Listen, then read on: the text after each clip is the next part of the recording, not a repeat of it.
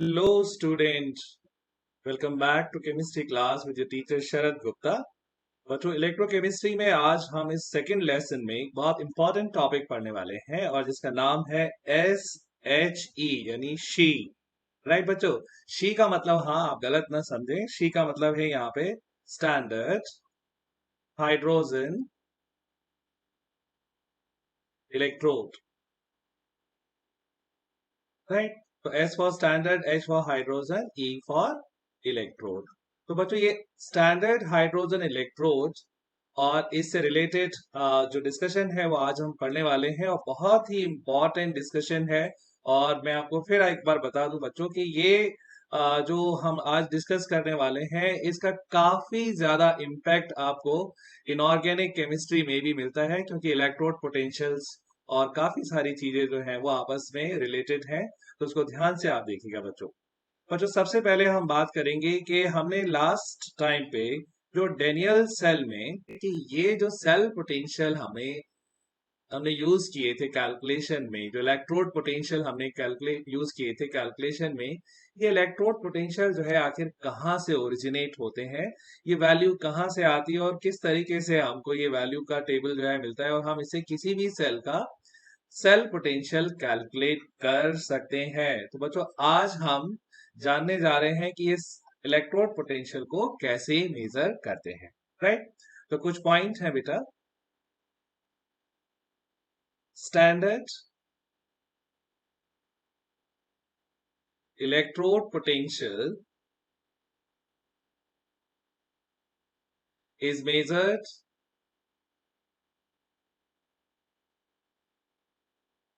with reference to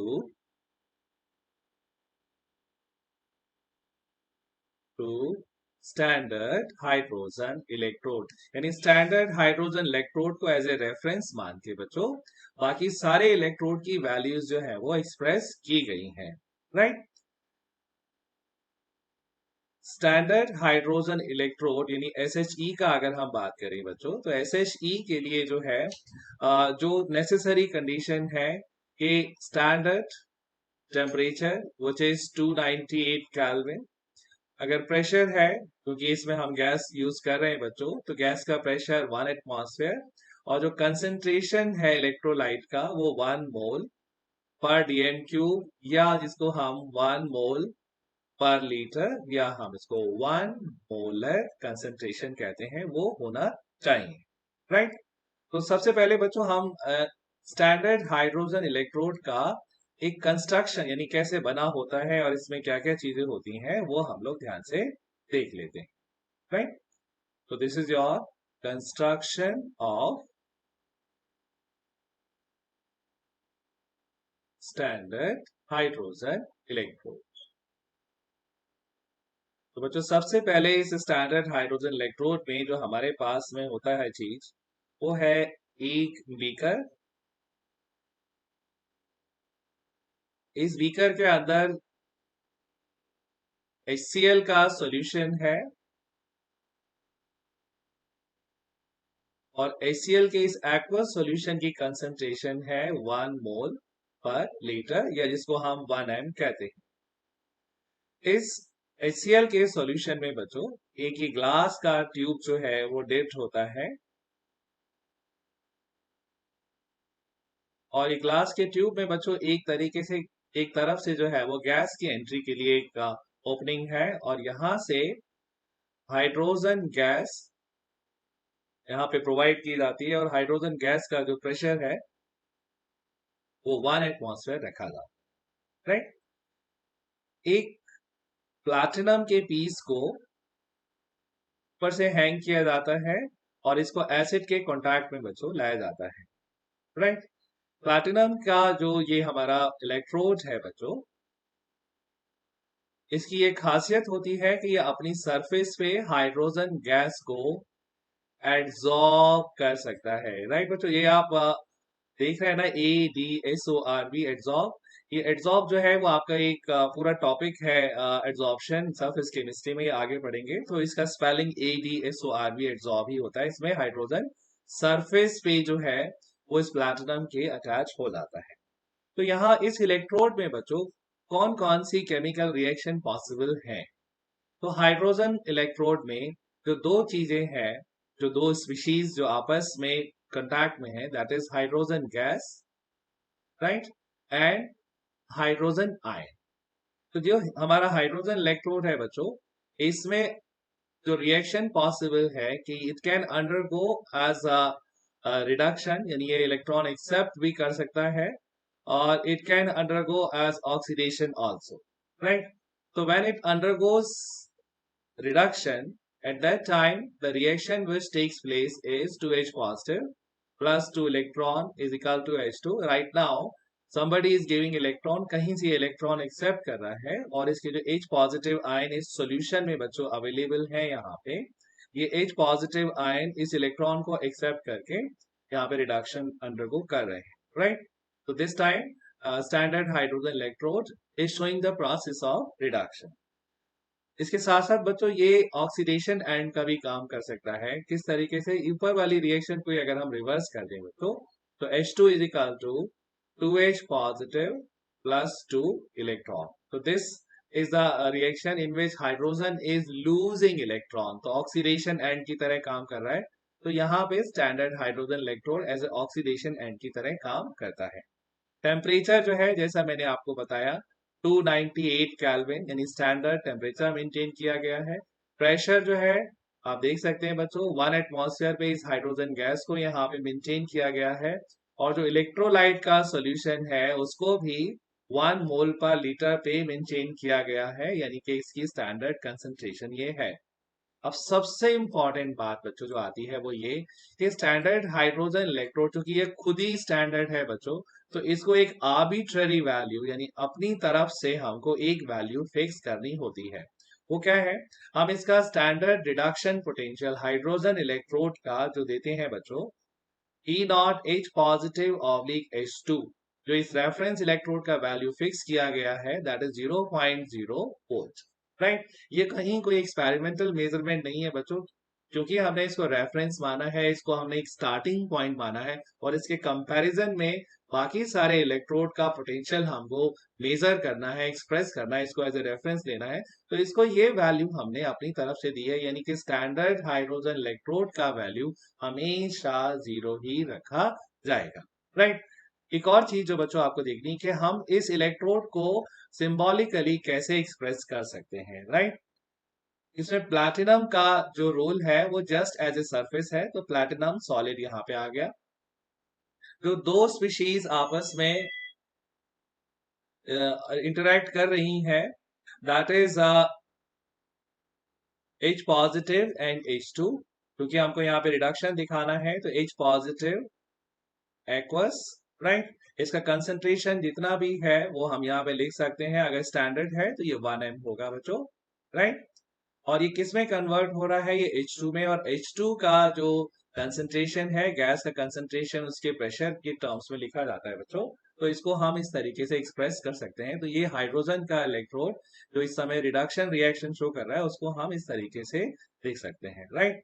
इसी तरीके से अगर ये हाइड्रोजन का इलेक्ट्रोड बच्चों एज ऑक्सीडेशन एंड काम कर रहा है, तो भी हम इसको लिख सकते हैं, राइट। कैसे, प्लैटिनम सॉलिड, राइट, यहाँ पे हाइड्रोजन गैस जो इसका प्रेशर है 1 एटमॉस्फेयर, और ये कन्वर्ट हो रही है H पॉजिटिव में, और H पॉजिटिव का कंसंट्रेशन 1m। सो जो पहला एक्सप्रेशन है बच्चों, यहाँ पे हाइड्रोजन इलेक्ट्रोड शोइंग रिडक्शन, यानी एज ए रिडक्शन एंड ये वर्क कर रहा है। एंड द सेकेंड केस जो है बच्चों, ये हमारा हाइड्रोजन इलेक्ट्रॉन शोइंग ऑक्सीडेशन, यानी ये ऑक्सीडेशन इलेक्ट्रोड की तरह जब वर्क करेगा तो हम इसको इस तरीके से शो करने वाले हैं, राइट बच्चों। नाउ कमिंग टू दिस के अब हम स्टैंडर्ड हाइड्रोजन इलेक्ट्रोड को यूज कैसे करेंगे। भाई हमें तो बाकी सारे इलेक्ट्रोड्स का इलेक्ट्रोड पोटेंशियल मेजर करना है, तो क्या करने वाले हैं बच्चों, इसके अंदर हमें यहाँ पे कुछ चीजें बच्चों एज ए थंब रूल हमेशा याद रखनी है। क्या, देखिएगा इसको, how to measure standard electrode potential of other electrode with the help of standard hydrogen electrode. तो बच्चों सबसे पहली बात तो हमको इसमें ये देखना है कि इस पर्टिकुलर फॉर्मूले में E naught cell is equal to E naught cathode minus E naught anode में जिस भी चीज का, जिस भी इलेक्ट्रोड का आपको इलेक्ट्रोड पोटेंशियल मेजर करना है, राइट, उसको आप एज ए कैथोड ही कंसीडर करेंगे, राइट। यानी जब हम अभी सेटअप बनाने वाले हैं बच्चों, तो जो अननोन इलेक्ट्रोड है या ऐसा इलेक्ट्रोड है जिसका मेजरमेंट करना है, उसको हम इस फॉर्मूले में एज ए कैथोड ही रखने वाले हैं। तो ये अननोन इलेक्ट्रोड हो गया। जो आपका स्टैंडर्ड हाइड्रोजन इलेक्ट्रोड है उसको आप स्टैंडर्ड हाइड्रोजन इलेक्ट्रोड, उसको आप जो है बच्चों एज ए एनोड ही रखने वाले हैं, राइट। पूरा सेटअप जब हम करेंगे यहाँ पे बच्चों, तो देखिए क्या होगा।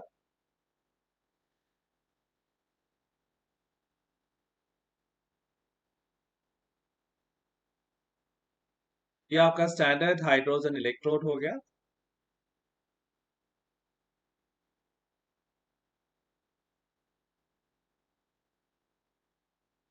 जो जो चीजें अभी हमने बच्चों पहले लर्न की थी, देखी थी, बिल्कुल वैसे ही है। प्लैटिनम का पीस है, HCl का सॉल्यूशन है, उसका कंसंट्रेशन 1 मोल पर लीटर है, और जो हाइड्रोजन गैस है उसका pressure 1 atmosphere, right.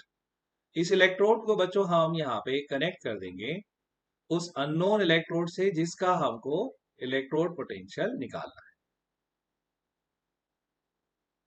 Right. Let's say बच्चों हमारे पास कॉपर का इलेक्ट्रोड है, और इस कॉपर के इलेक्ट्रोड का हमको इलेक्ट्रोड पोटेंशियल चाहिए, और स्टैंडर्ड इलेक्ट्रोड पोटेंशियल कॉपर का निकालना है।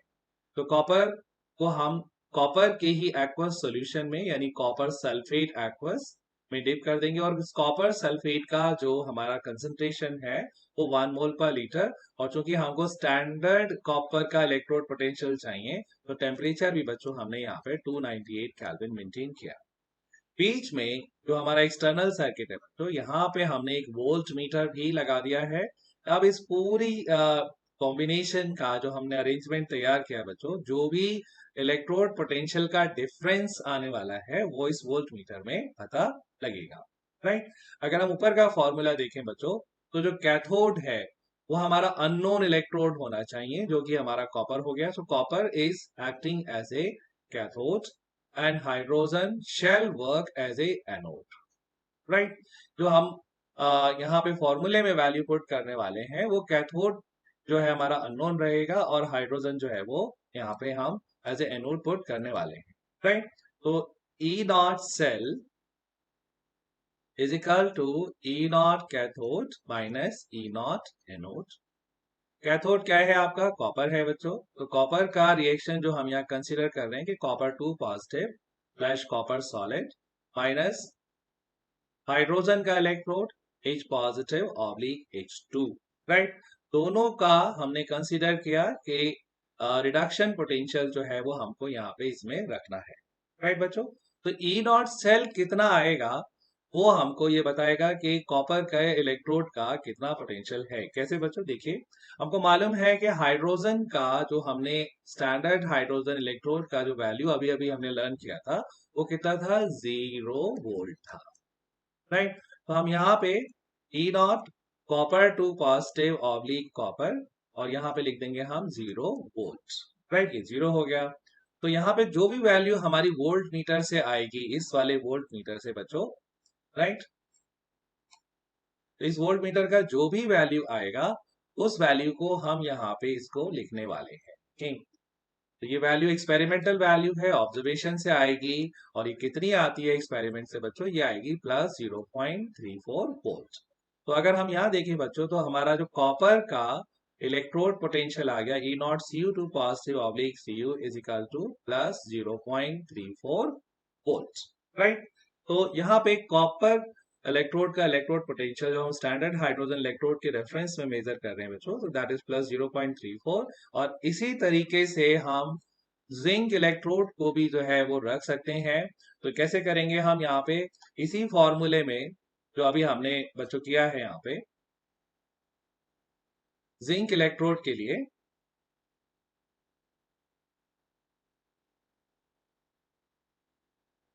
E naught cell is equal to E naught cathode minus E naught anode, राइट।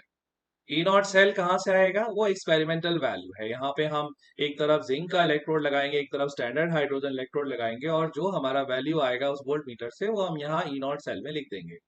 ई नॉट कैथोड क्या है, ये हमारा जिंक हो गया Zn2 पॉजिटिव ऑब्लिक Zn, और ई नॉट एनोड क्या हो गया आपका E naught H positive oblique H2, right. तो ई नॉट सेल कितना आएगा, एक्सपेरिमेंट से आएगा बच्चों, और ये जो हमारा स्टैंडर्ड हाइड्रोजन इलेक्ट्रोड है, इसका वैल्यू हम कितना रखने वाले हैं, इसका वैल्यू हो जाएगा 0। तो यहाँ जितना भी वैल्यू ई नॉट सेल का आएगा, जो कि 0.76 या 0.76 वोल्ट आएगा बच्चों माइनस का, तो ये जिंक इलेक्ट्रोड का इलेक्ट्रोड पोटेंशियल हो जाएगा। Since conditions are kept standard, temperature 298 रखा है, कंसंट्रेशन 1 मोल पर लीटर लिखी है, तो यहाँ पे जो जिंक का इलेक्ट्रोड पोटेंशियल आया है वो standard electrode potential of zinc कहलाएगा उसमें, राइट बच्चों।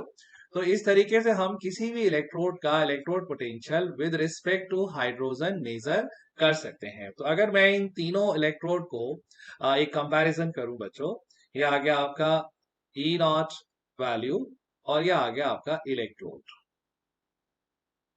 राइट। तो इलेक्ट्रोड कौन सा है आपका, H पॉजिटिव ऑब्लिक H2, और इसका वैल्यू कितना है 0.0 volt, right.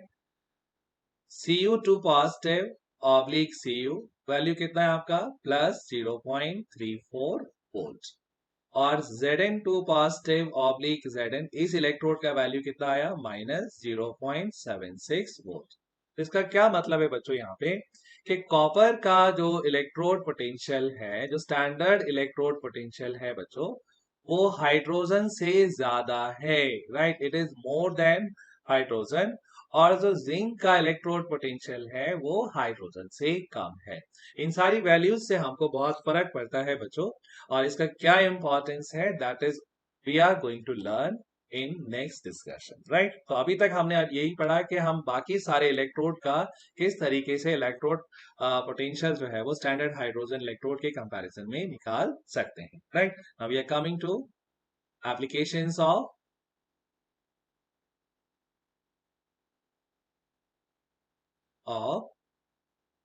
Standard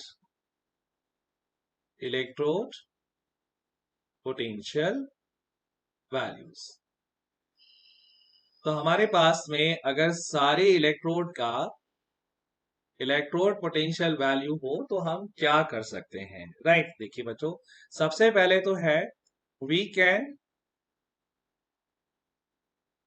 set up a galvanic cell and identify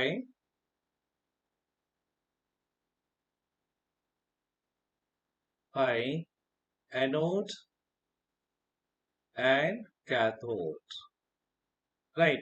जैसे बच्चों हमारा जो प्रेजेंट केस ही था, सपोज कोई हमसे कहता है कि भाई there are two electrode, one is zinc, E naught value is Zn2 positive oblique zinc which is minus 0.76 volts, and another electrode is E0 Cu2 positive oblique Cu, and its value is plus 0.34 volt। ये दोनों electrode को हम मिला के galvanic cell बनाना चाहते हैं, तो हमें आइडेंटिफाई करना है कि भाई कौन सा जो है इसमें एज ए एनोड वर्क करेगा और कौन सा इसमें एज ए कैथोड वर्क करेगा, राइट। तो हमको क्या लर्न करना है, सबसे इंपॉर्टेंट बात कि the electrode with the lesser value, ये कम दिखाई दे रहा है ना आपको, लेसर वैल्यू, कि this will always work as an oxidation end, right. Oxidation end का मतलब हो गया ये हमेशा एनोड की तरह काम करेगा। तो जो भी दो इलेक्ट्रोड में कम वाला वैल्यू होता है बच्चों, वो एनोड होगा, और वहां पे ऑक्सीडेशन रिएक्शन होगा। बाकी आप इसका उल्टा भी बोल सकते हैं बच्चों, कि जो इलेक्ट्रोड है जिसका वैल्यू ज्यादा है, राइट, जैसे ये वाला है, तो ये हमेशा जो है as a reduction end work करेगा, और रिडक्शन एंड हमेशा बच्चों कैथोड होते हैं, तो ये हमेशा कैथोड की तरह वर्क करेगा, राइट बच्चों। तो यहाँ पे अगर हम इस सेल का रिएक्शन बनाएं, तो जिंक चूंकि एनोड की तरह वर्क कर रहा है, तो जिंक सॉलिड से जिंक 2 पॉजिटिव बनेगा, और 2 इलेक्ट्रॉन को लूज कर देगा, राइट। अगर आप भूल चुके हैं कि भैया ऑक्सीडेशन की तरह ऑक्सीडेशन किस तरह से है, तो आप देखिए जिंक का ऑक्सीडेशन स्टेट 0 है, यहाँ पे जिंक का ऑक्सीडेशन स्टेट +2 है, यानी 0 से +2 ऑक्सीडेशन नंबर बढ़ रहा है, तो ये ऑक्सीडेशन है। या आप ऐसे कह सकते हैं क्योंकि इलेक्ट्रॉन ये लूज कर रहा है, तो लॉस ऑफ इलेक्ट्रॉन भी ऑक्सीडेशन होता है। तो जिंक का रिएक्शन बच्चों यहाँ पे ऑक्सीडेशन की तरह ही होगा, ऑक्सीडेशन वाला ही होगा, और ये एज ए एनोड जो है वो काम करने वाला है, राइट। कॉपर क्या करेगा, क्योंकि कॉपर का वैल्यू ज्यादा है, तो ये as a reduction end work करेगा, और ये जो है आपका कॉपर सॉलिड बन गया, तो ये आपका रिडक्शन हो गया और ये कैथोड हो, राइट। तो दोनों इलेक्ट्रोड हाफ रिएक्शंस को अगर हम ऐड कर दें बच्चों, right, if we add both the electrode half reactions, तो हमारे पास में टोटल सेल रिएक्शन जो है वो आने वाली है, राइट। तो टोटल सेल रिएक्शन क्या होगी आपकी,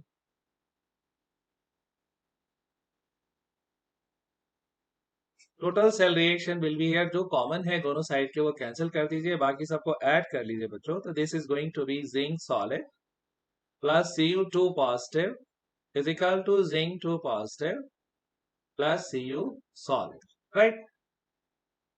हम साथ साथ बच्चों इसका इलेक्ट्रोड पोटेंशियल भी निकाल सकते हैं। ई नॉट सेल यानी कि सेल का electrode potential is equal to E naught cathode minus E naught anode.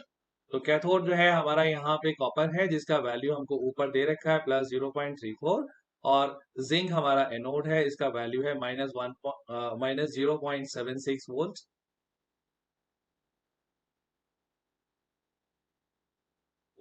और जिसको हम ऐड करेंगे तो ये +1.10 वोल्ट जो है वो आ जाएगा इसमें, राइट। तो चूंकि ये हम कई बार कर चुके हैं तो आपको बहुत इजीली समझ आ गया होगा, लेकिन अगर कोई दो अननोन इलेक्ट्रोड है या नए इलेक्ट्रोड है, जैसे हम एक केस ले लेते हैं बच्चों यहाँ पे,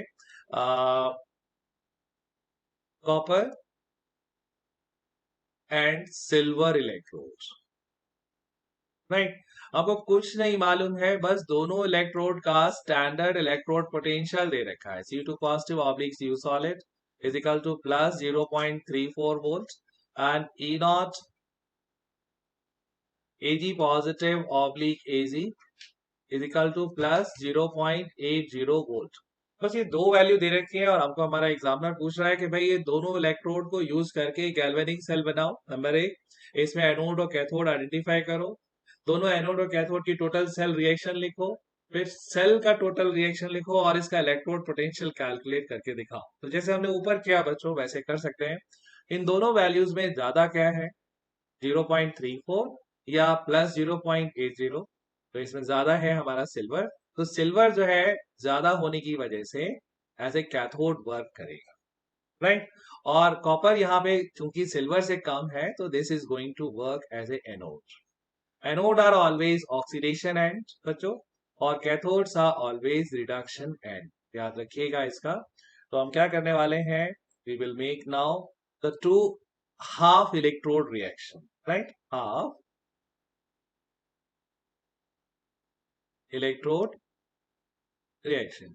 तो एनोड का क्या रिएक्शन होगा बच्चों, एनोड यहाँ पे है कॉपर, तो कॉपर का रिएक्शन है Cu solid becoming Cu2 positive +2 electron, और कैथोड का रिएक्शन है आपका सिल्वर का, क्योंकि इसका वैल्यू ज्यादा था, तो ज्यादा होने की वजह से क्या होगा, Ag positive plus electron is equal to Ag solid, right, aqueous aqueous. क्योंकि दोनों रिएक्शन को हमें ऐड करना है बच्चों, टोटल सेल रिएक्शन बनाना है, तो हमको इनको बैलेंस भी करना जरूरी है। तो 2 Ag पॉजिटिव 2 इलेक्ट्रॉन, और ये बन गया आपका 2 Ag solid. Two half electrode reactions are added, हमें इनको ऐड करना होगा बच्चों, और ऐड करने से हमारे पास टोटल सेल रिएक्शन आ जाएगी। दो इलेक्ट्रॉन कैंसिल कर दिए, और now we get here Cu solid plus 2 Ag positive is equal to Cu2 positive plus 2 Ag. This is your total cell reaction.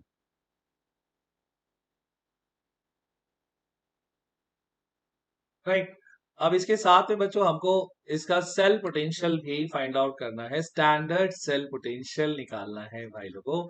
तो E naught cell is equal to E naught cathode minus E naught anode and that is equal to cathode minus anode को हम क्या करेंगे, यहाँ पे cathode का value है plus 0.80 और एनोड का वैल्यू है यहाँ पे प्लस 0.34, राइट। दोनों ही वैल्यू प्लस प्लस की है तो यहाँ पे सब्ट्रैक्शन करना ही पड़ेगा और जब 0.80 में से 0.34 जाएगा तो this is going to be plus 0.56 volt. 56 एक बार सब्ट्रैक्ट कर लेते हैं बच्चों, 0.80 0.34, 10 में से 4 गया 6 और 7 में से 4 गया, 7 में से 3 गया तो बचा 4, तो 0.46 वोल्ट बच्चों यहाँ पे जो है वो आए, राइट। सो एक और चीज हम इसमें कर सकते हैं बच्चों, जब वहां पर टोटल सेल रिएक्शन भी आ गई, सेल पोटेंशियल भी आ गया, इस पूरे गैल्वेनिक सेल को यानी कॉपर और सिल्वर का जो हमने टोटल सेल बनाया, इसको हम रिप्रेजेंट कैसे करेंगे। याद करिए बच्चों, बीच में सॉल्ट ब्रिज है और इस साइड में आपका एनोड साइड है और इस साइड में आपका कैथोड साइड है। जो एक्चुअल में हो रहा है वो आपको लिखना पड़ेगा।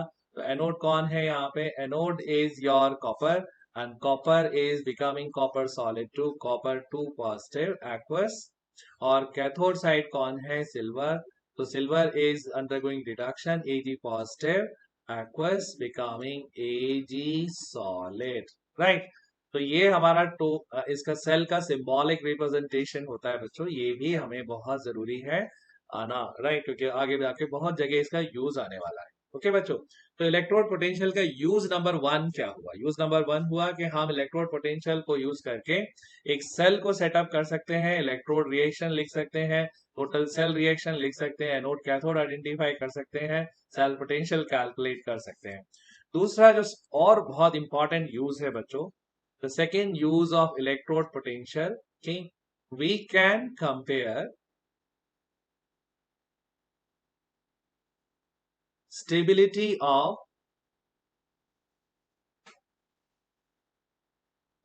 ions, right, in their respective solutions,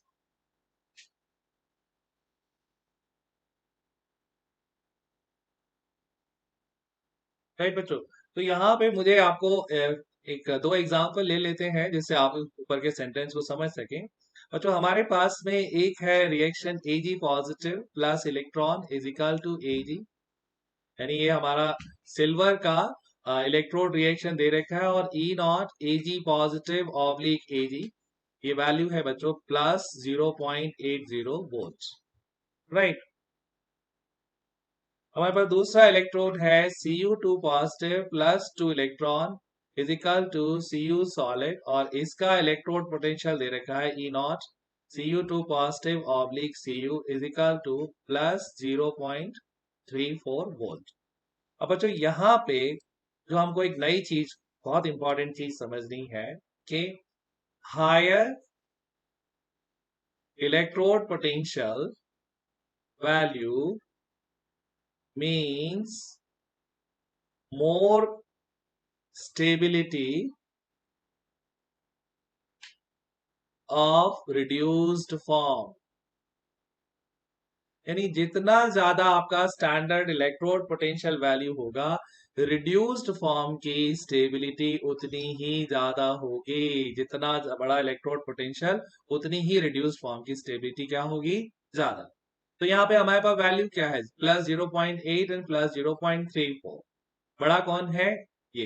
तो इन दोनों में से रिड्यूस्ड फॉर्म क्या है, Ag पॉजिटिव है या Ag, तो Ag जो है वो रिड्यूस्ड फॉर्म है, यानी Ag पॉजिटिव जो है वो मरा जा रहा है अपने रिडक्शन को करने के लिए, यानी Ag की जो फॉर्मेशन है वो क्विक होगी in comparison to Cu2 positive, क्योंकि Cu2 पॉजिटिव का reduction potential, standard electrode potential बच्चों कम है सिल्वर के कंपैरिजन में।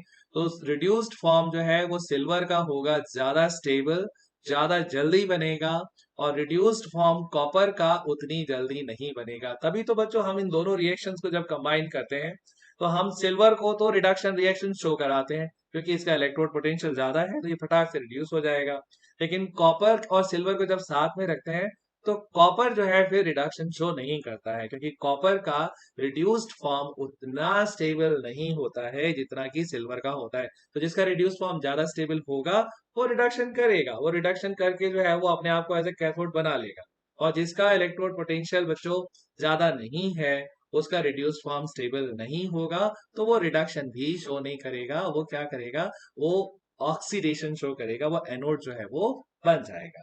राइट। तो ये हमको कई जगह इनऑर्गेनिक केमिस्ट्री में भी इसको यूज करना पड़ता है कि इन दोनों में से किसका रिड्यूस्ड फॉर्म ज्यादा स्टेबल है। जिसका रिड्यूस्ड फॉर्म ज्यादा स्टेबल होता है वो रिडक्शन क्विकली जो है वो अंडरगो करता है।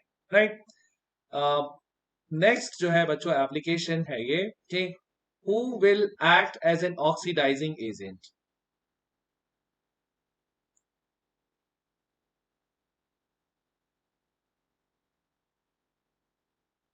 राइट। कौन सा ऑक्सीडाइजिंग एजेंट की तरह काम करेगा और कितना स्ट्रॉन्ग ऑक्सीडाइजिंग एजेंट होगा, ये चीज भी जो है बच्चों हमें इलेक्ट्रोड पोटेंशियल जो है वो शो करते हैं। राइट। मैं आपको एक पूरा इलेक्ट्रोड पोटेंशियल का टेबल है बच्चों, इसको आप देखिए तो आपको वह और अच्छी तरीके से जो है वो पता लगेगा।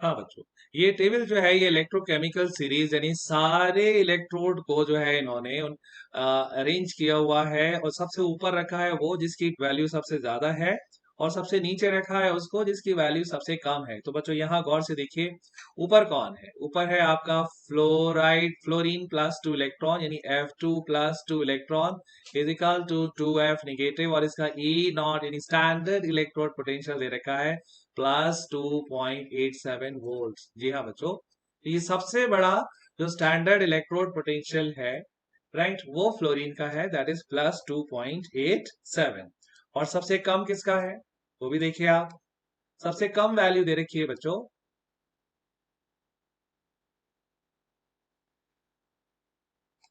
वो दे रखी है लिथियम की। राइट।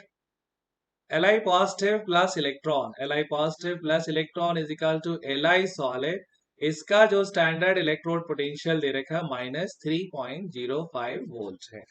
राइट। तो यहाँ पे ऊपर से चले बच्चों हम तो एक पॉजिटिव वैल्यू थी 2.8 समथिंग थी, और नीचे आ रहे हैं माइनस है, यानी जैसे जैसे जो हम इस सीरीज में नीचे आ रहे हैं इलेक्ट्रोड पोटेंशियल क्या हो रहा है, वो डिक्रीज होता जा रहा है।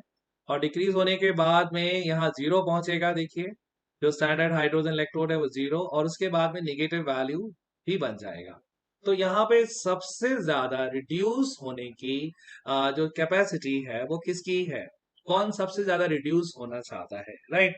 तो रिड्यूस सबसे ज्यादा कौन होगा बच्चों, जिसका स्टैंडर्ड इलेक्ट्रोड पोटेंशियल ज्यादा है। तो फ्लोरीन जो है हैज मैक्सिमम टेंडेंसी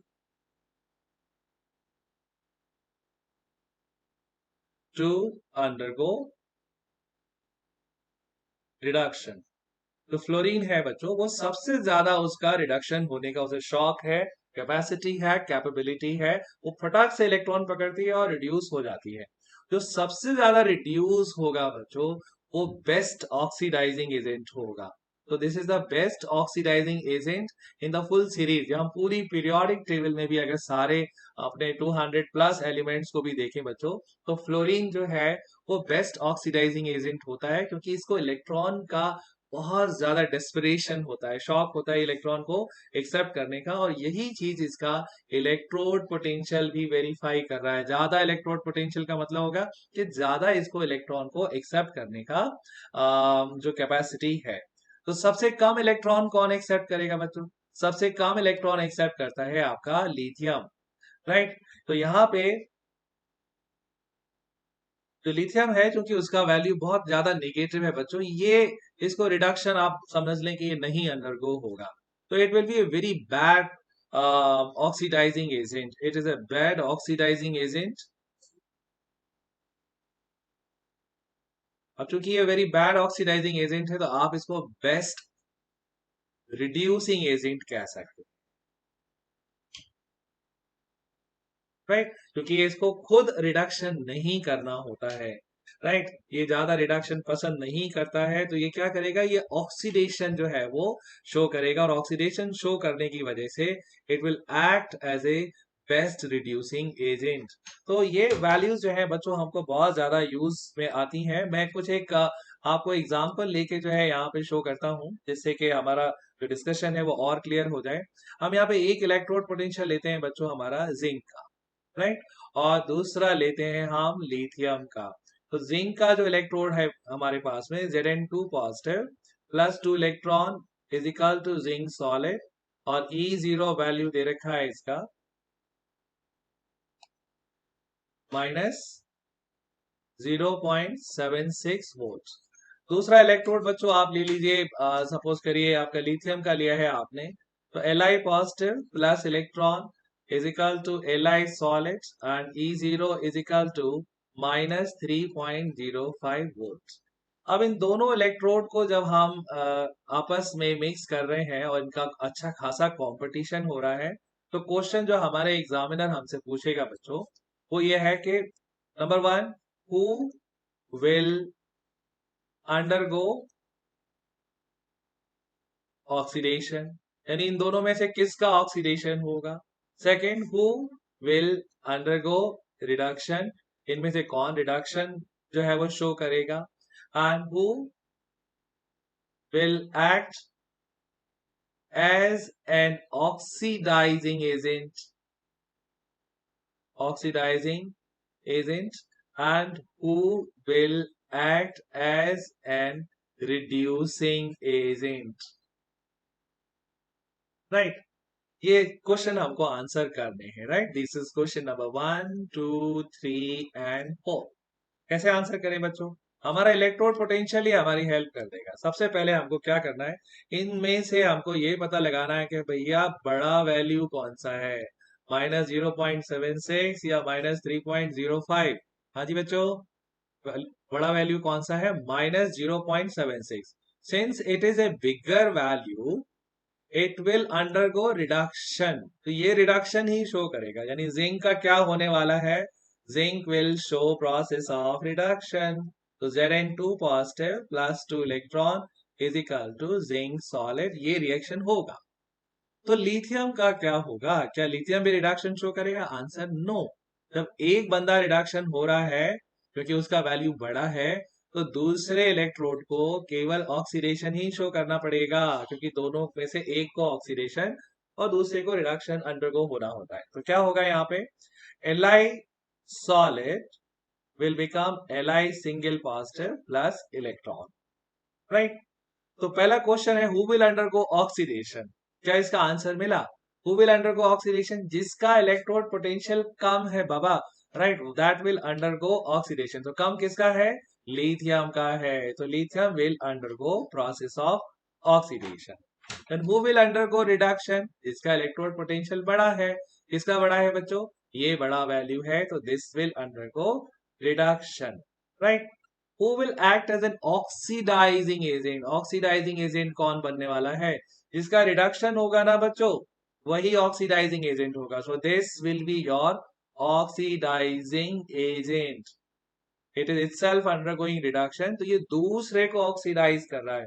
तो रिड्यूसिंग एजेंट कौन हो गया, जिसका खुद का ऑक्सीडेशन हो रहा है, that is acting as a reducing agent, right बच्चों। तो इस तरीके से हमने जो है इलेक्ट्रोड पोटेंशियल और उसकी इंपॉर्टेंस किस तरीके से मेजर किया जाएगा, कैसे हम गैल्वेनिक सेल बनाएंगे, कैसे ऑक्सीडाइजिंग एजेंट रिड्यूसिंग एजेंट बनाएंगे, ये आज के लेसन में हमने पढ़ा। आई होप बच्चों आपको ये सारा टॉपिक समझ में आया होगा। कहीं भी कोई भी डिफिकल्टी हो तो please right in comment section, और अगर अभी तक आपने ये चैनल सब्सक्राइब नहीं किया बच्चों तो please do subscribe this new channel, and hope to see you very soon. God bless you all, thank you very much.